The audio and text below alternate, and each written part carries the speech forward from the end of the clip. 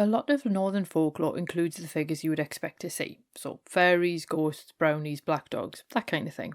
But you might not expect to see northern vampires among the folk tales and legends.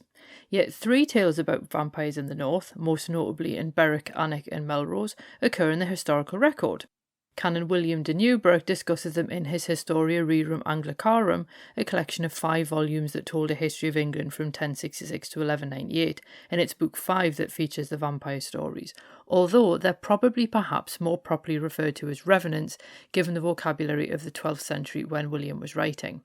Now, while they are perhaps better referred to as revenants than vampires, they're certainly worth knowing about if you're interested in our fanged friends, and they're also not the only vampires in British lore. The Vampire of Croglin Grange is a famous example from Cumbria. So let's go and find out what's going on with these strange blood-sucking creatures in northern England and southern Scotland in this week's episode of Fabulous Folklore. Hello there and welcome to Fabulous Folklore, the podcast for all things folklore, occult and just a bit weird. I'm your host Icy Sedgwick, blogger, fantasy author and your guide into these rather mysterious realms. I've got some rare things to show you, so come on in, take a look around, but be careful not to touch anything. These things sometimes bite. Well, hello there, and welcome back to Fabulous Folklore with me, your host, Icy Sedgwick. We are continuing with Northern Folklore Month, and quite a lot of people got in touch with me after last week's episode about the dancing fairies, and actually seemed quite taken with them, so I'm glad that that one sort of seemed to resonate so well with people. And this week, I was like, you know what, I've never actually done vampires on the podcast yet, mostly because obviously they're not really a huge part of British folklore, or even like Northern European folklore in a lot of ways. And I was like, however, there's like literally 3 stories from the part of the country that I'm in. This did involve having a read of William de Newburgh's stuff, and honestly, he's so sassy, and he really manages to have a bit of a go at Geoffrey of Monmouth, and I quite like that level of bitchiness and things like that, so that was quite interesting to have a look at. But we are going to start off with the Berwick Vampire, so I'm doing them basically in the same order that William discusses them. And according to him, the Berwick Vampire story occurred in the 13th century during Richard I's reign. And if you're not sure where Berwick is, it's literally at the very top of Northumberland, like a stone's throw from Scotland. And the plague kept ravaging the country, and it was particularly hitting Berwick. And during one particular outbreak, a rich merchant died of the plague. Now, people had considered him quite pious and charitable in his good deeds, but then the truth came out after he died, and people discovered that he'd actually been incredibly corrupt. I'm sure we all know how those people feel.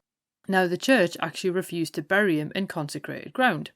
So the combination of his unconsecrated burial and his sinful life meant that the merchant couldn't rest easy in his grave. So every night he crawled out of his grave and rushed through the town in search of blood.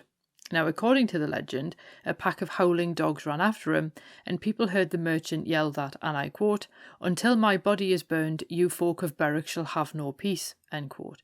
And I can't help thinking that was really super thoughtful of him to let people know how to destroy him. Now, the townsfolk evidently agreed and decided to put an end to such nocturnal shenanigans. So they chose 10 young men to exhume, dismember and burn the corpse, which they did, but unfortunately the plague then arrived in Berwick again shortly after, and people apparently swore that they still heard the vampire's screams.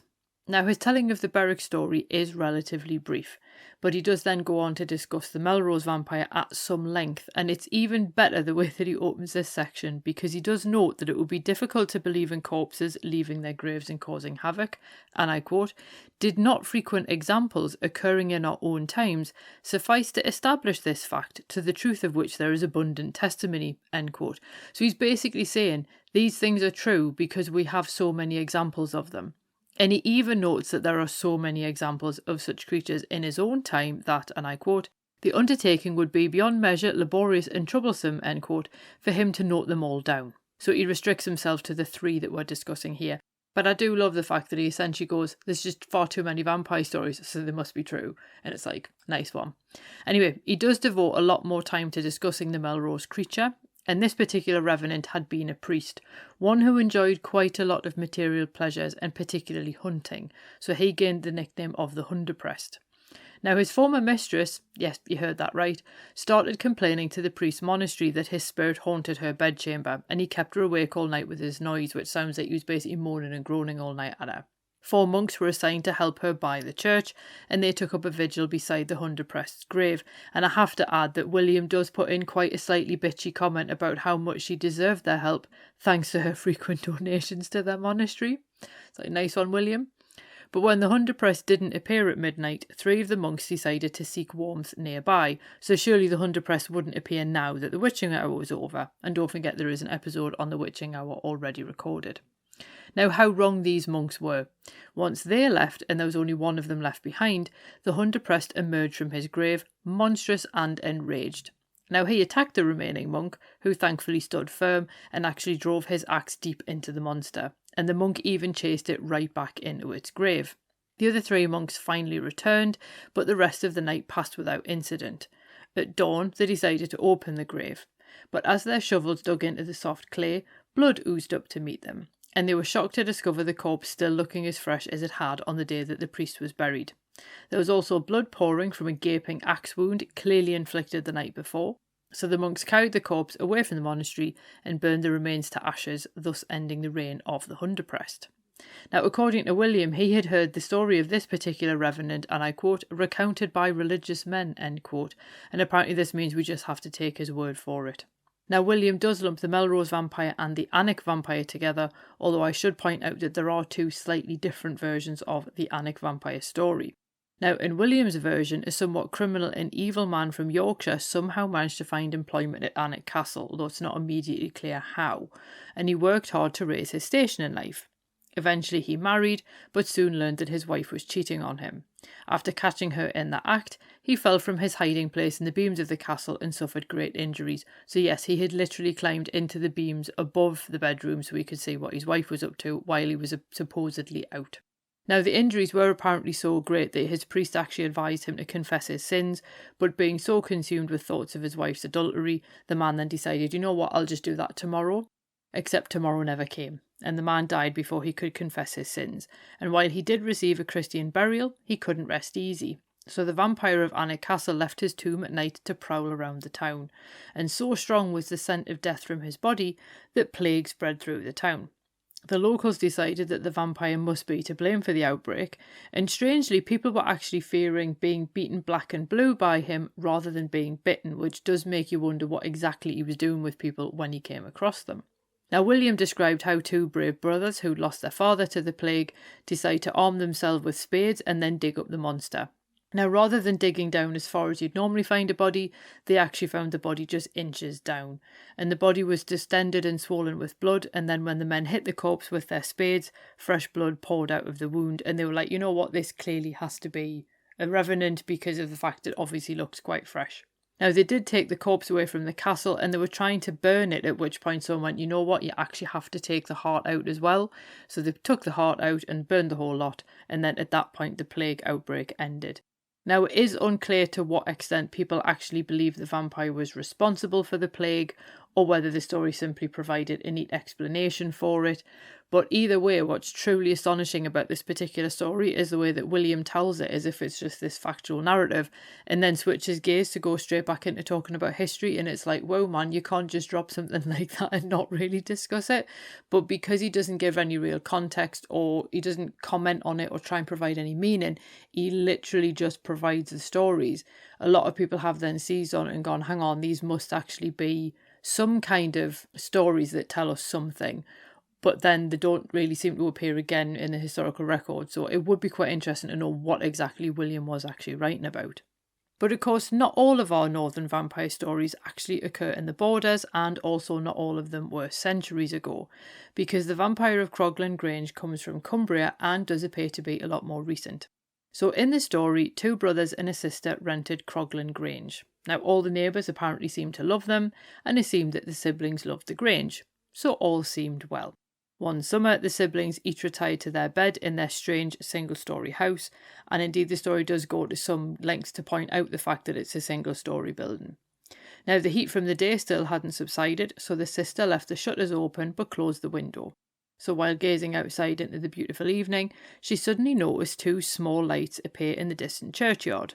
She watched them gradually approach the house, and her foreboding did grow with this, and eventually a definite ghastly something drew closer to the window.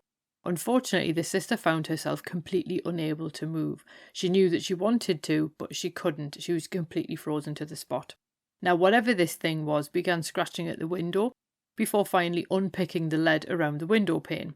Once it had done this, it was able to remove a single pane of glass, reach one horrible withered arm into the room, and then open the window. Now, the sister still couldn't move or scream at this point, although apparently she was continually looking at the door, which was a little bit too close to the window for her liking, but the creature climbed into the room. It moved across the room at astonishing speed, biting her throat, at which point she could finally scream. And in the time it took her brothers to break open the door, which had been locked from the inside, the creature had fled. Now, surprisingly, the sister had a stronger constitution than most Gothic heroines, and I do love this about her, and she kept insisting that there must be a rational explanation, and even after she's healed and she's recovered and she's quite happy to just go about life as normal, the doctor insists that she can't possibly have had a shock like that without it having some kind of impact, so her brothers take her to Switzerland for a change of scenery. Now, by the autumn, she's fit and hardy again, and it's the sister who insists that they return to Croglin Grange. As she points out, they'd let it for 7 years and they'd only been in it for 1. So they go back, they spend the rest of the autumn there, everything's fine. They spend the winter there, everything's fine. And everything seemed like it would continue to be so until the following March. And she was woken during the night by something scratching on the window. Now, obviously, she recognised this particular noise and she screamed immediately, and her brothers then chased the creature across the ground outside the house and towards the churchyard. And after shooting it in the leg, they watched it dissipate into one of the vaults in the churchyard. So the following day they decided that they were going to finally do something about it, and the brothers opened the vault. They found that it was full of coffins that had been broken open and the contents scattered around all over inside the vault, and only one coffin remained intact. So the brothers lifted the lid, and there, inside, was the creature that had attacked their sister, and its gunshot wound on its leg identified it as such immediately. So they ended up burning the creature to end its nightly wanderings, and as far as anyone knows, that was the end of it. So we do have to ask, is that true? Because that's quite an extensive story. Now, while it was actually publicised in 1894, which is a point at which vampires were a little bit higher in the public consciousness, there is a possibility that it actually referenced a much earlier story from the 1680s. Travel writer Augustus Hare had included the tale in his volume The Story of My Life, and he claimed to have been told the story by Captain Fisher about the strange events at Croglin Grange. Now, various people have actually criticised the story and called out problems with it, and one of the biggest problems is the fact that there is no such place as Croglin Grange. There was a Croglin High Hall and a Croglin Low Hall, but neither of them really seem to fit the bill based on the way the topography of the site is described and indeed the actual layout and plan and design of the house itself. Now, for a time, that seemed to prove that the story was simply fiction, but F. Clive Ross came along and tried to actually find the correct building and discovered that a chapel had stood nearby Croglin Low Hall, and the remains of which would have still been viewable at the time, and then it was decided that that was probably the Croglin Grange of the story. Now, there's still no way of actually knowing if the story was true or not, since the story doesn't actually give us the name of the tenants, any years when this happened, or even the name of the family vault in which the vampire hid. So it is quite difficult for us to be able to work out, is it actually true, is it not? I don't think we'll ever really know one way or the other, to be completely honest with you. If you're interested in the Vampire of Croglin Grange, though, Deborah Hyde did a marvellous talk on it for the Folklore podcast, and I will put the link to the lecture below so you can buy that and then watch it and see what you think. But ultimately, I think the question I want to pose is, what do we actually make of these tales of northern vampires? Now, in some ways, it is quite difficult to actually call the three creatures from Berwick, Alnwick and Melrose vampires. Yes, they do appear to leave their graves at night, and they also seem to attack other humans. And once they're dug up, they still seem to be fresh, and they're often apparently swollen with blood, and only burning the corpses seems to do much good. It's also important to note as well that in many of the stories, the people are doing these things like at daybreak, and that's when they go and attack the creature, and that's when they find it in its grave. So far, it does sort of seem to reference a lot of the stories that you then find in sort of Eastern European folklore and so on. But we do have to remember that William de Newburgh never actually called them vampires. But as Nick Groom points out in his excellent book, The Vampire, A New History, and I do recommend that you read that if you are interested, people didn't really actually start to call them vampires until around the 1730s in Britain, so it would be difficult for us to necessarily call them vampires. Now, the Croglin vampire is a much better fit for what we would consider a vampire here in the 21st century, And it also references the three 12th century stories because the creature is also discovered in its grave and burned. And no one ever actually has a proper tussle with the creature. Instead, they kind of attack it when it's vulnerable, which is what you often see in some vampire stories as well. And strangely, in none of the stories does the vampire's bite actually confer vampirism on the victim. Now, the sister in the Croglin story seems remarkably unhurt by the ordeal, and while the stories that William de Newburgh tells do discuss the plague that seems to follow the vampire, there's no suggestion that people are becoming vampires themselves, and indeed if they are dying, it's from the plague, not vampire bite. But I do think that rather than trying to decide if the tales are vampire stories, it's perhaps better to consider the stories from a different perspective, because obviously William's trio of tales reference concerns from a particular era, which then dovetail with outbreaks of plague and terrible illness, so it is possible that they're more a way to explain disease than to titillate or terrify. And meanwhile, Hale's Croglin Vampire reads much more like an adventure story, which is perhaps the spirit in which we should take it. Ultimately, I don't think we'll ever really know one way or the other if any of them are, and I'm saying this in air quotes, true, but I think this is the fun thing with folklore more than anything. It doesn't always necessarily matter if the thing is true, because instead it's what the story can tell us about the people who originally told the story, the people who shared it, and indeed the people who continue to share them. That's where the folklore becomes quite interesting, because it's through stories that humans connect with one another. So the fact that people felt the need to tell these stories, and then for William de Newburgh to feel compelled to actually commit them to paper, it does rather say that there was something in these stories that people felt was important to communicate and to preserve in some way. So it would be lovely to know what you think about these northern vampires. As always, you can leave me comments on the YouTube video. You can leave them for the blog post that this episode is attached to, and all the links and everything are in the show notes below. And also, I think if there are any sort of vampire stories where you live, do feel free to let me know about those as well, because it's always quite interesting to kind of track where these revenants kind of pop up and when and what was happening at the time. So I hope that you found that interesting. Next week, we are going to have a look at some more monks, because they pop up quite a lot in folklore, to be fair. And we're going to have a look at a bit of folklore around a place called Brinkburn Priory, where you've got stolen bells, you've got monks fighting people, you've got fairy graveyards. It's a bit of a bizarre place. I also had a couple of weird ghostly experiences there as well, which I will tell you about. So we're going to have a look at Brinkburn Priory next week. So I hope that you enjoy the rest of your Saturday, whatever it is that you're doing. And I will see you next week for the Brinkburn episode of Fabulous Folklore. Cheerio. Well, thanks for listening, and I hope you enjoyed that episode. If you did, feel free to leave a review wherever you listen to podcasts, because that helps other people find the show too. It also takes between 4 and 6 hours to research, write, record and edit these episodes, so if you want to help support my time in doing that, then you can buy me a coffee. Or you can join the Fabulous Folklore family on Patreon and enjoy extra benefits, including exclusive episodes and articles and even illustrated talks. All the links you need are below, and thanks in advance.